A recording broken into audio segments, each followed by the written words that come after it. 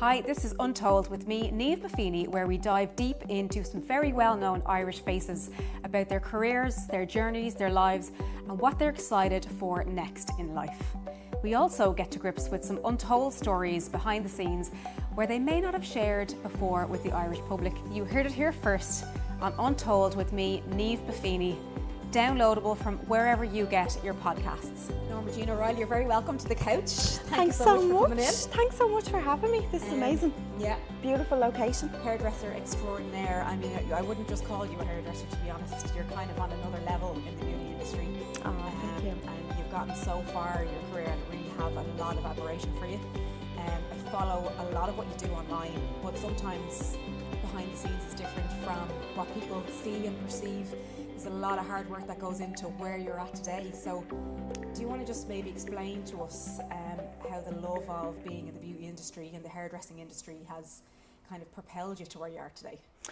So I think for me it all started when I was a kid. My auntie was a hairdresser actually, and she used to work in a little salon down the road, and I used to go down and just hang out with them for the day and absolutely fell in love with it. And then I had the likes of my granddad, who was amazing. He'd sit on the couch and they had this big old school Bible, and I used to sit it behind the sofa and I'd stand on it, and he'd let me put pipe cleaners in his hair and he'd pretend he was in the salon, and you know, where are you off to? Are you going on holidays? He'd play along with the whole thing, and that's where my love of hair came from such a young age. And all my family used to call me Nellie Olsen, because they'd come in and I'd be cutting up pillowcases, or I'd be trying every which way to curl my hair, and then I, like all kids do, I got the scissors and chopped off all my hair. So the hairdressing thing for me has just always been there. I had kids very, very young, so I was 16 when I had my first son. He is now 28, and I just, even though I had kids really young, I just always knew that that's what I wanted to do and that's where I was going to go. And if anything, I think that was the driving force when I had the two kids. I was like, right, I want to show them that they can still have a career for themselves and work hard for themselves no matter what situation that you're in. Okay. And so I went to college actually first. I went to Sallynoggin College, and for a little minute I thought I wanted to do beauty, but for me it was just too quiet. I wanted to be able to chat to my clients and have the crack and be myself. And so I fell in love with the hair, and that's where it snowballed from there. Then I actually wasn't that confident at the beginning. I never really believed in myself and my own abilities. I'm probably still a little bit like that, and people tell me I should have more confidence in myself, but I actually don't. And I think that just stems back from childhood and childhood trauma and stuff like that. So I think that's where that comes from. But I got sent down to RTE, and that's where I met Mrs. Catherine Thomas. And I was sent in to do her hair. I was so scared. I was so nervous. How old were you at this stage? Like, how established were you as a hairdresser? I was only probably like 6 years in, maybe. Right. Yeah, and myself and Catherine have grown up together because we're both kind of the same age. And in I popped. I was really shy, no confidence, and we were actually only chatting about this recently, and she says she remembers when I came in and I was just like mute. And so I was so nervous, done her hair, and that was it. She requested me then from there on in. Wow. So as much as I've worked hard myself, I always thank her for my career, because that's where my platform started, and it took off from there basically, because I became her hairdresser then. But you clearly had an amazing talent, right? So let's delve into that, right? Okay. You know what, like I work with a lot of athletes, and I think from the perspective of somebody using their physicality, like your job is really physical. You're on your feet all day. You're using energy to, you know, talk, keep conversation up with clients, and then you're doing hair. You're like using a lot of energy to be able to do hair all day as well. So, but the talent and the spark must have been there, and you must have realised it at some stage. Or was it a case of, okay, I'm doing this job and I'm gonna do what I'm asked to do, kind of thing? I think so, because I think for me, my career and my job has always been my safe place. Okay. Without going into anything too personal, but like bringing it back to childhood, I had a difficult childhood, so my career became my safe place. So I've just never had the confidence and the belief in myself. Sometimes I just feel like I'm on a treadmill and I'm just going from the next thing to the next thing to the next thing, and it has worked in my favour because I'm a grafter and I work really hard, and I love working. I'm actually addicted to working, and which is probably not. Same. I don't know if it's a good thing or a bad thing. You're hugely skilled, right? You have a massive talent, and that's not any secret to anybody, for sure. Like, you don't even need to. Like, I experienced you doing my hair on the scenes of Operation Transformation, behind the scenes, and you were like going through people like this, but transforming people's hair from like a wet head of hair to unbelievable standard and quality of hairdressing. And your ability to be able to transform, so like you give people this little superpower to walk out of a room and feel unbelievable about themselves, and that must be really rewarding for you to see on a daily basis. Absolutely, and people always say to me, do you not do gents? It's the only thing I don't do. Okay. And I always say the reason I never done gents was because I know how a woman wants to feel, and I know that they want to feel beautiful.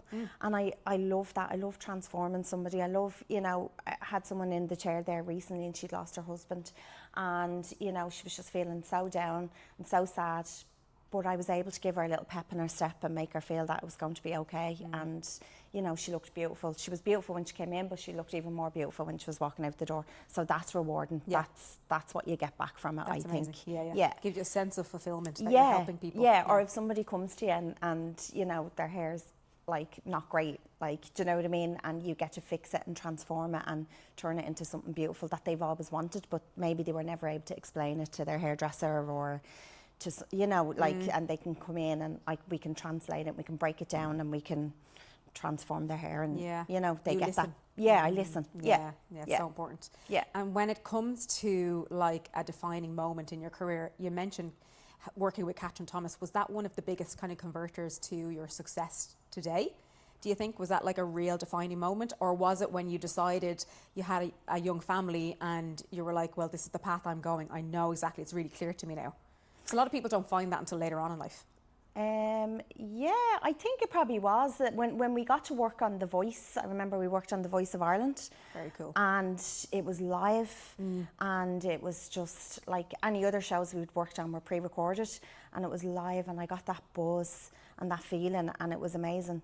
And there was ups and downs with it as well. Like, I remember one time we done our hair for the Voice, and the next day it got slated. It was all over the papers. Thank God we didn't have really Instagram at the time, but we had Twitter and we had the papers, and they were talking about it on the radio and everything. And actually, I still have the photograph. Her hair was beautiful. It was beautiful in the flesh, but it just didn't translate on TV. Right. And that was a big learning curve for me, and that was a big moment for me to realise I want to do more of this, and I want to learn more of this, and this is addictive, this is amazing. And as much as there was bad press with it, I just don't think there's no such thing as bad publicity, 100%. Yeah. And like, if you're the person that has a growth mindset, and you can learn that and convert that negative energy into a positive thing, you've done that in spades from what it looks like, How have you dealt with like the massive highs and the massive lows? Obviously, like, you could have let that media attention get you down at times, and I'm sure there's always some sort of attention that you get that you mightn't like, but you get on with it. Have you dealt with like the big highs and the big lows in your career, and transitioning and changing into different aspects of what you do? I just let it bounce off me now, I think, when there is any lows. And I just think to prevent any of them now, I've been probably a little bit more cautious ever since that night on The Voice. Okay. Because now you'll double check everything, you'll camera check everything, you make sure that's not working, and you tell the person that's not working, it's not translating on camera, it's not, and they appreciate that. And I think that's how I probably prevent the lows from happening. And I think also in salon, how I prevent that is I be like, my colleagues laugh because I'm very honest in consultation, but I think you just have to be now. I just think with the likes of AI and the social media that everyone has, and these photographs that people bring in, a lot of it's unrealistic, and I think people see you doing a celebrity and they think, I'm going to go to her and she's going to change my life. Well, I'm not. I'm just another hairdresser, and I can only do what I can do. Your hairdresser was probably doing the right thing for you, but they just weren't translating it properly for you in consultation. Okay, the first step. The first step, wow. I think, is just being very, very honest in consultation, and just being like, it's not going to happen for you. This is, this is what we can do, and this is where we can get you to that. but it's not going to happen overnight. And, you know, you don't have that hair, or you do have that hair, or your hair's too thick, or, you know, you really need to dig deep with a client. Yeah. And you kind of need to understand, why are they coming from somewhere else as well? Sometimes it's not about the hairdresser, it's about the person. Yes. Yeah. So important to understand. It's a great message for, you know, let's say other young people that want to get into the industry. Yeah. It's not really about you as the person. You live your own life, but you've Yeah. got clients coming in and you've got to serve them. Yeah, right? exactly. And like, was there a point in time where you said, you know what, like, I'm learning so much here, but it's actually about them coming into my salon and their journey that they're on at the moment? Yeah, I think so. And I think I learned a lesson early on in my career as well, that I remember I used to just people please, and I used to just go, yeah, that's no problem. And, you know, you'd be dealing with these redos then, because you weren't being honest. You weren't telling the client that that's not going to happen. And I remember I got so burnt out by that I actually collapsed one day in work. Wow. And hit the deck. Yeah. Oh, wow. And I think that was the realization for me here, that I need to, like, man up, I suppose, and have proper consultations with people, because of the career that I have and the people I do. I get people from all over the country. Yeah. And I get that, and I respect that it's their time, and they're coming up from, like, I have clients from Dubai and from London, and Wow. like from, I don't know, Galway, Cork, Kerry, they all come. But I think they come because they appreciated the consultation in the beginning. The Do you know? The honesty in the beginning, yeah. And don't get me wrong, I suppose the lows in my career is, I recently, 3 years ago, I lost my sister. And because I'm a workaholic, I went back to work. So we buried my sister on the Saturday, and I went back to work on the Wednesday. Wow. But I just wanted normality. Right. I just thought, like, I just want to jump back in. I want to just get back to work's my safe place. Yes. Yeah. And I now realise, like, that was the worst thing I could have done. I took no time to actually take it in and realise what was at to happen, because my sister was only 30, she was so young. And I suppose until somebody walks in them shoes, they don't know what it's like. But I have a front-facing job, and I feel now, like, just from going for therapy and stuff like that, I let a lot of clients down by not going and taking care of myself and taking a step back. And I let everyone down that was around me as well, because I fell apart. I think everything that happened in my life hit me all in one go. Right. And my career was no longer my safe place, and I couldn't navigate it anymore.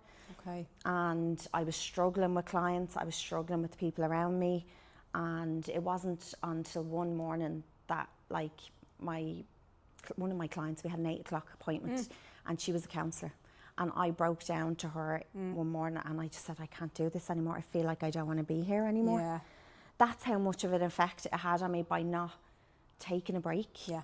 And listening to your body, listening to your mind, and dealing with the grief and dealing with the loss.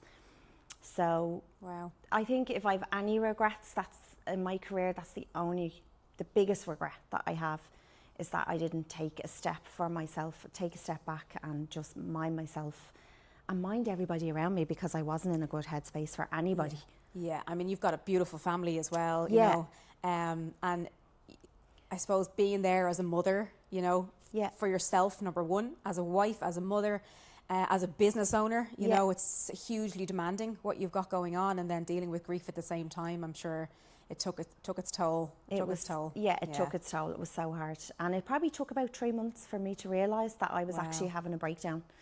And, you know, and I really love all the clients who stuck with me through that. And, you know, they knew it wasn't NJ, they knew it wasn't me. Yeah. They knew this person, that's not her.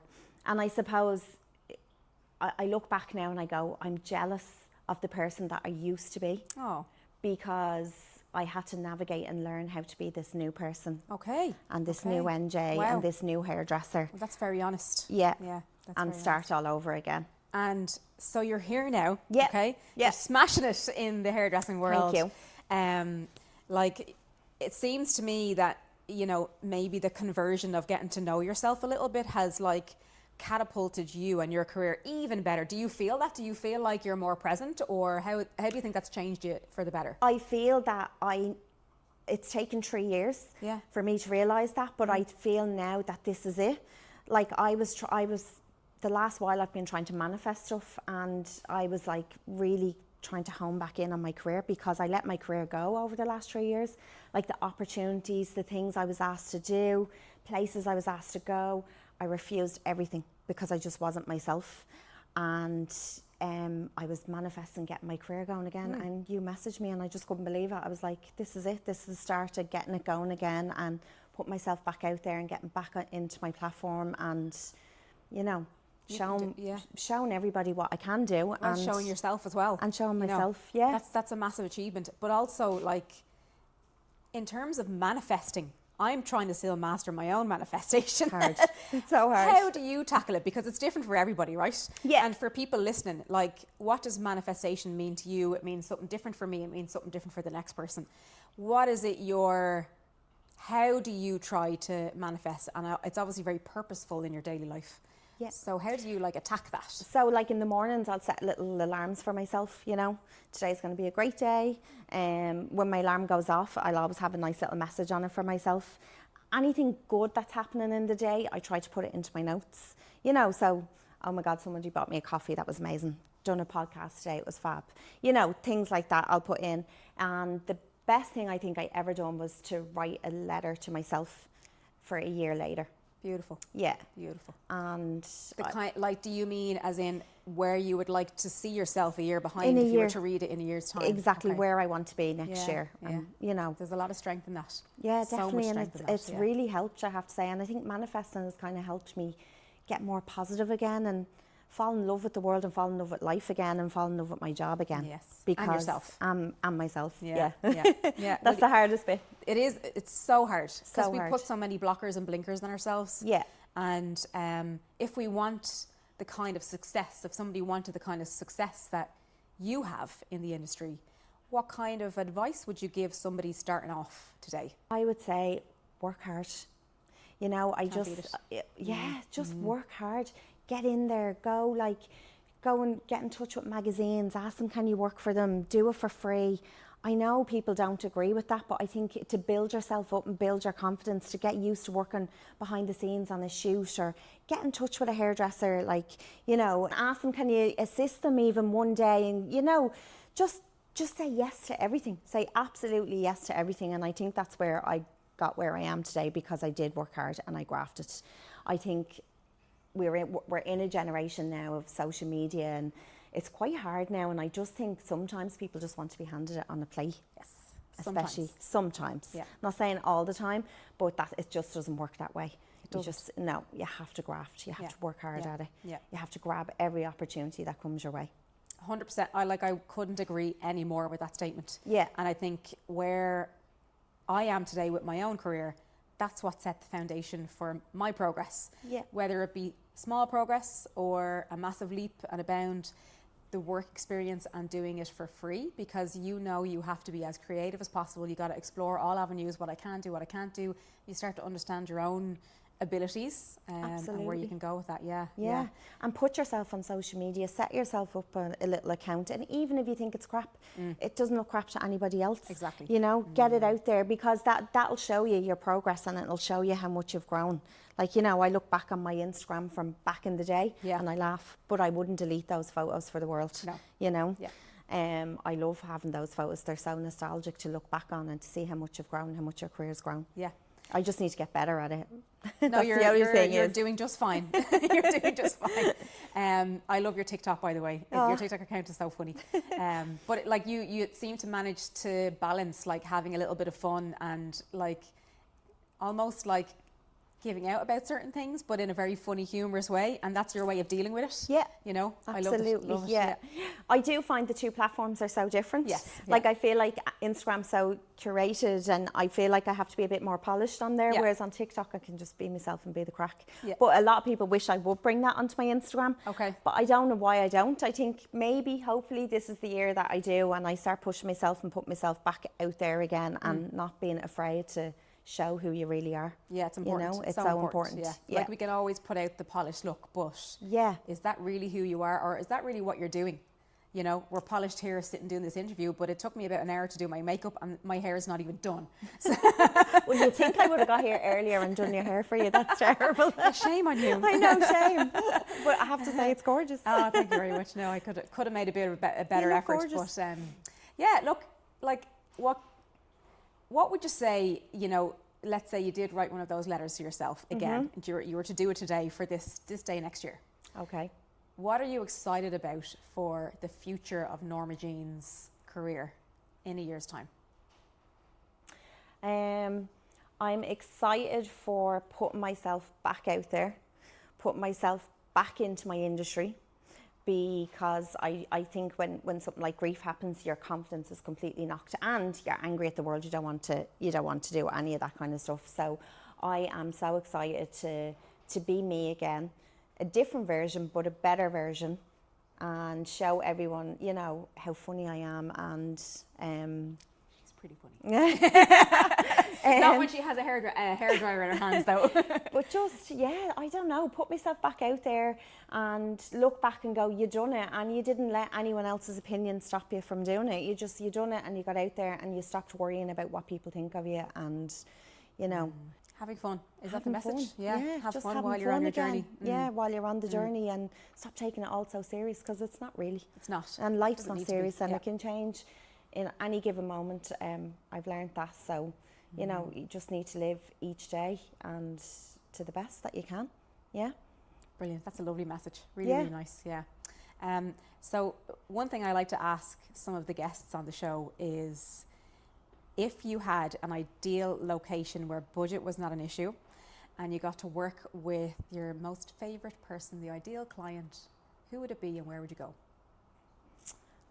No boundaries, no budget. Like what? Like celebrity-wise, or Whoever. Oh God, that's so hard. Anybody. I've never even thought about that. I'd love to do Michelle Pfeiffer's hair. Oh, wow. Yeah. Yeah. Yeah, she's just beautiful. Yeah. Yeah. But she's got great character. Do you remember her in Scarface? Yeah. Her hair. I just always think about that bob. Yeah, yeah. She was just so beautiful. Yeah. And in Grease too, which nobody ever watched apart from me, I think. Oh no, I'm obsessed with Grease. Yeah, I've Grease watched it a too. million times.